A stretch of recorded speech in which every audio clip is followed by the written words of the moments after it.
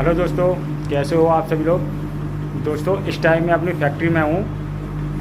आप में तो कुछ लोगों के मेरे पास कमेंट आते हैं, जैसे कि वो कुछ लोग अपने कारखाने का काम डालना चाहते हैं, तो वो मेरे से कमेंट करके पूछते हैं, सर मुझे कारखाने का पूरा सेटअप बताइए और क्या क्या प्रोसेस है, और इसमें किन किन मशीनों की ज़रूरत पड़ेगी और कौन सी डाइयाँ होंगी और क्या क्या इसमें टूल होंगे और रॉ मटेरियल कहाँ से मिलेगा। तो ये सारी जानकारी मैं आपको इसी वीडियो में बताऊंगा। और सबसे बड़ी बात, फ़ायदा और नुकसान इसमें क्या होने वाला है और क्या रहने वाला है। तो दोस्तों वीडियो लंबी हो सकती है, तो आप वीडियो में बने रहिएगा, वीडियो को स्किप मत करिएगा। एक एक स्टेप मैं आपको अच्छी तरीके से समझाऊंगा, बारीकी से, और आप इसको समझोगे तभी आपको अच्छे से समझ में आएगा कि किस तरीके से आपको कारखाने का सेटअप करना है, जो लोग कारखाना डालने की सोच रहे हैं। ठीक है, तो दोस्तों सबसे पहले मैं आपको अपने जो कारखाना है उसकी मशीन दिखा दे रहा हूँ कि हमारे यहाँ कितनी मशीनें लग रही हैं। दोस्तों ये देखिए, ये हमारे यहाँ मशीन है, ये सबसे बड़ी मशीन है, ये 25 टन की है, और इससे छोटी है ये, आप देख सकते हैं, ये 5 टन की है। और ये जो दो मशीनें लग रही हैं ये 7.5 टन की हैं, और इधर साइड में ये दो मशीनें लग रही हैं, ये 10-10 टन की मशीनें हैं दोस्तों। तो वैसे तो हमारे यहाँ 6 मशीनें लग रही हैं, लेकिन आपको 6 मशीनें लगाने की ज़रूरत नहीं है, क्योंकि बहुत से लोगों के पास इतना इन्वेस्ट नहीं हो पाता है। क्योंकि कुछ लोग सोचते हैं कि कम से कम इन्वेस्ट में हम अपना काम शुरू कर लें। तो दोस्तों मैं आपको सजेस्ट करूंगा कि आप सिर्फ मात्र 2 मशीन या 3 मशीन में ही अपना काम चालू स्टार्ट कर सकते हैं। तो ठीक है, आपको ज़्यादा हैवी मशीन लेने की ज़रूरत नहीं है, सिर्फ आप 10 टन का एक पावर प्रेस ले लीजिएगा।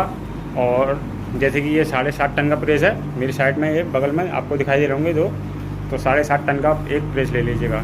तो आपको मात्र 2 प्रेस में ही आप अपना काम स्टार्ट कर सकते हो। और ये एक ड्रिल मशीन भी है, ये देखिए, ये एक ड्रिल मशीन है, इसकी भी आवश्यकता पड़ती है, यही बहुत काम की चीज़ है।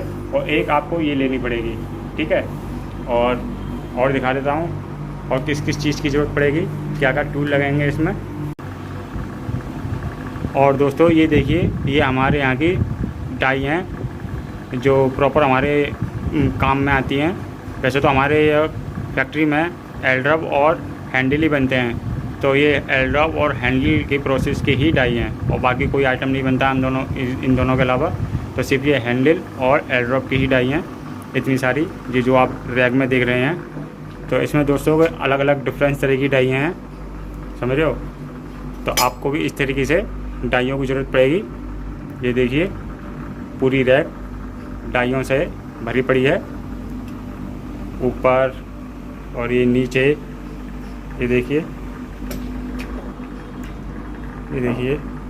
तो दोस्तों आप ये सोच रहे होंगे कि इतनी सारी डाइयाँ हैं। तो दोस्तों मैं आपको बता दूं कि एक प्रोडक्ट जो है, कोई भी आइटम, एक डाई पे तैयार नहीं होता है।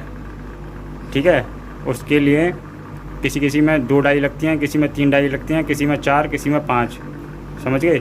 तो उनका प्रोसेस किसी का अलग अलग होता है। और आपको मैं एक इस वीडियो में लिंक डाल दूँगा, तो आप देख लीजिएगा कि एक कुंदा कितने प्रोसेस में तैयार होता है। ऐसे ही बहुत से आइटम होते हैं जो एक बार में तैयार नहीं होते, उनके अलग अलग डाइयाँ होती हैं। कोई 2 बार में तैयार होता है, कोई 3 बार में तैयार होता है, तो सबकी अपनी अलग अलग डाई होती हैं। और दोस्तों आपको इस तरीके का एक टेबल समझ लीजिए, वैसे तो हम अपने भाषा में इसको ठिया बोलते हैं, ठिया। यहाँ पर जो हमारे जो मिस्त्री साहब हैं बैठते हैं और डाइयों की रिपेयरिंग करते हैं, डाई बनाते हैं। ठीक है, तो इस तरीके से आपको ठिया लेना पड़ेगा। इस ठिया में ये हम इसे बाँक बोलते हैं, जो मतलब आपको कोई चीज़ कसनी है, ठीक है, तो इसमें कस करके आप उसको सही कर सकते हैं, रिपेयर कर सकते हैं। और ये कुछ रेती हैं जो डाइयों को घिसने में, लोहा घिसने में काम में आती हैं। ठीक है, और ये कुछ डाई हैं जो रिपेयरिंग के रखी हुई हैं। और ये ड्रिल है, ये भी आपको ज़रूरत पड़ेगी। और ये देखिए स्केल, ये भी आपकी ज़रूरत पड़ेगी। और ये चाबी हैं, ये सब कुछ आपको ज़रूरत पड़ेगी। ठीक है दोस्तों, ये छोटी छोटी चीज़ें आपको रखनी पड़ेंगी। और देखो इसमें नट बोल्ट हैं, ये नट बोल्ट हम इसलिए रखते हैं, जैसे कि हम डाई चलाते हैं तो डाइयों में नट बोल्ट टूट जाए या कुछ ख़राब हो जाए तो हम इसमें से निकाल के डाल देते हैं। छोटी छोटी चीज़ें हैं ये बहुत काम की चीज़ें हैं। जैसे कि डाई ख़राब हो गई तो आप इनमें डाल के हैंड टू हैंड काम स्टार्ट कर सकते हो। तो ठीक है दोस्तों, ये तो आपके हो गए टूल। तो दोस्तों ये तो मैंने आपको अपनी फैक्ट्री की दिखा दी है कि इसमें क्या क्या टूल हम इस्तेमाल करते हैं और कौन कौन सी मशीन इस्तेमाल करते हैं। तो दोस्तों मैं आपको बता दूं कि आप जो है 2-3 पावर प्रेस लेकर के ही काम कर सकते हैं। ठीक है, ज़्यादा आपको जैसे कि किसी के पास ज़्यादा इन्वेस्ट नहीं है तो आप 2-3 मशीन लेकर ही काम स्टार्ट कर सकते हैं। तो आपको कम से कम उसमें इन्वेस्ट करना पड़ेगा 5 लाख रुपये।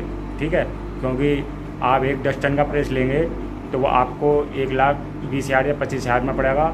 और ये देखो, ये मेरे जो पीछे देख रहे हैं आप, ये 7.5 टन का प्रेस है, ये भी 7.5 टन का प्रेस है। ये आपको 1 लाख के आसपास या 1,10,000 में आपको नया प्रेस मिल जाएगा। तो आप ये 2 मशीन लगा करके अपना काम स्टार्ट कर सकते हैं। और बात रही जो छोटे मोटे टूल या ड्रिल मशीन की, तो ये भी आपको लेने पड़ेंगे। और रॉ मटेरियल के लिए भी आपका उसमें 5 लाख में सारा काम हो जाएगा।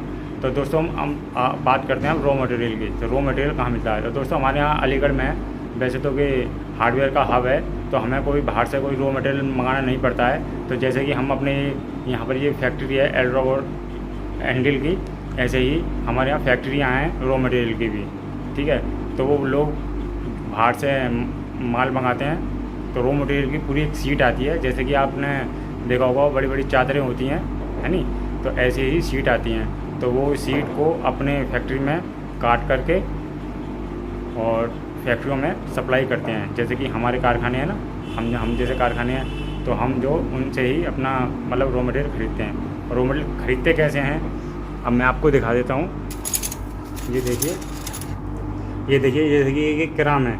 ठीक है, तो हम उनको इस किराम का साइज़ बता देते हैं, साइज़ कितना है, लंबाई कितनी है और कितनी हमें मोटाई लेनी है। ठीक है, तो उसी हिसाब से वो हमको माल काट कर दे देते हैं। जितना भी हमें चाहिए होता है, 100 किलो चाहिए या 500 किलो चाहिए, चाहे 1 टन चाहिए, उसी हिसाब से वो सीट में से इस साइज़ का माल काट के हमें दे देंगे। ठीक है, तो हमें रॉ मटेरियल लाने की कहीं से ज़रूरत नहीं पड़ती है, पास में ही है, पास में ही सब कुछ अवेलेबल है हमारे अलीगढ़ में। जगह जगह फैक्ट्रियाँ हैं, जगह जगह कारखाने हैं। और देखिए ये हैंडल है, इस तरीके के हैंडल की भी हम रॉ मटेरियल मंगा लेते हैं। और आपके यहाँ पर भी अगर ऐसे ही रॉ मटेरियल के कारखाने हो आसपास, तो आप आसपास अपने किसी की जानकारी लेके वहाँ से रॉ मटेरियल ख़रीद सकते हैं। तो दोस्तों अब हम बात करते हैं नफ़ा और नुकसान की। तो दोस्तों आपको पता होगा आज के टाइम में कंपटीशन ज़्यादा है। ठीक है, हर चीज़ में कंपटीशन ज़्यादा है। तो दोस्तों मैं सबसे पहले सजेस्ट करूँगा कि आप अपना काम डालने से पहले, ठीक है, पहले मार्केट में जाकर के एक बार चेक कर लीजिएगा क्या रेट चल रहा है और कितना कंपटीशन है उसमें, समझ गए। और 2-4 जो दुकानदार हैं या पार्टियाँ हैं उनको आप अपना जो भी माल तैयार करोगे तो उनका 2-4 सैंपल ले जाइए और दुकानदारों से बात करिए कि सर ऐसे ऐसे हम जो माल तैयार कर रहे हैं और हम ये माल सेल करना चाह रहे हैं। ठीक है, तो आप उनसे ऑर्डर ले लीजिएगा। पहले ऑर्डर लेके मार्केट में क्या रेट चल रहा है क्या रेट नहीं है, पहले फुल जानकारी लेकर के तभी आप अपना सेटअप करें। ठीक है, अगर आपके पास कुछ पार्टियां हैं तो आप सेटअप कर सकते हैं, वरना तो मेरे पास बहुत से ऐसे लोगों के कमेंट आते हैं कि सर हमने प्रोडक्ट तो तैयार कर लिया लेकिन हमें दुकानदार नहीं मिल रहे, अब इनको अपने माल को हम बेचें किसको सेल करें। तो इसे ये भी सबसे बड़ी दिक्कत है। ठीक है, तो यहाँ पे आपको नुकसान देखने को मिलेगा। पता पड़ी कि आपने मशीन लगा ली, पूरा कारखाना सेटअप कर लिया और माल भी तैयार कर लिया, लेकिन उसको माल को ख़रीदने वाले नहीं, तो आपके पास दुकानदार है ना कोई सेलर है, तो क्या नाम है, वहाँ पर आपको दिक्कत हो सकती है। तो इसी वजह से मैं कह रहा हूँ पहले आप दुकानदारों से बात कर लीजिएगा और अपनी पार्टियों से बात कर लीजिएगा जो माल ख़रीद सकें आपका। तो दोस्तों भाई यही नुकसान है, वैसे तो कोई नुकसान नहीं है। और मैं बता दूं इस टाइम जो काम का बहुत मंदा चल रहा है, तो मैं इस समय जो बैठा हुआ हूँ फैक्ट्री में, तो देखिए ये सारी फैक्ट्री इस टाइम आपको खाली दिखाई दे रही होगी। यहाँ पर कुछ भी काम नहीं हो रहा, क्यों? तो काम का मद्दा है और हमारे यहाँ पूरे माल का स्टॉक भरा पड़ा है। तो जब माल का मद्दा है तो माल बाहर जा ही नहीं रहा, तो इस वजह से जो है हम बिल्कुल खाली बैठे हुए हैं, इस टाइम कोई काम नहीं कर रहे। तो मैंने सोचा क्यों ना आपके लिए एक वीडियो बना दूँ। वैसे तो टाइम मिलता नहीं है, तो ठीक है आज टाइम मिला है, फ्री बैठे हुए हैं, तो इस चक्कर में मैंने आपके लिए वीडियो बना दी। क्योंकि आप लोगों भी काफ़ी टाइम से कह रहे थे कि हमें कारखाने के सेटअप की पूरी जानकारी चाहिए, तो मैंने आपको पूरे कारखाने की सेटिंग बता दी, किस तरीके से आपको कारखाना तैयार करना और किस किस चीज़ की ज़रूरत पड़ेगी। तो दोस्तों वीडियो बेशक लंबी हो चुकी है, लेकिन मैंने आपको एक जानकारी मैंने आपको बता दी है। तो दोस्तों मैं वीडियो को यहीं एंड करता हूँ और मिलते हैं नेक्स्ट व्लॉग में। अभी के लिए धन्यवाद, थैंक यू।